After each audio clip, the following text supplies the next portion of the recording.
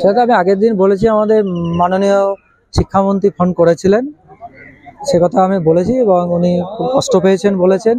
কেন উনি নিজে একজন শিক্ষক, শুধু শিক্ষামন্ত্রী নন, সেই শিক্ষক সত্তা থেকেই উনি সমস্ত ছাত্রছাত্রীর অভিভাবক, সেই জায়গা থেকে উনি এবং ওনার ওয়াইফ দুজনে খুব কষ্ট পাচ্ছেন।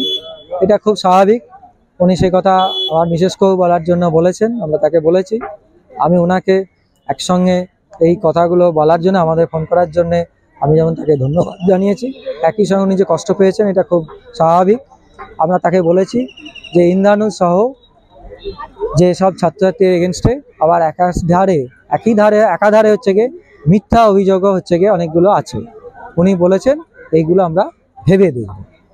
নিশ্চয়ই ওনারা ভাববেন। আমরা প্রথম ধাপটা হচ্ছে গিয়ে খুব পজিটিভভাবে নিয়েছি, যে উনি এটা কথা বলেছেন এটার জন্যে, কষ্ট পাচ্ছেন এটার জন্যে, কিন্তু উনি সত্যি সত্যি কষ্ট পাচ্ছেন কিনা সেটা প্রমাণিত হবে আগামী দিনে ওনারা কি পদক্ষেপ গ্রহণ করছেন তার উপরে।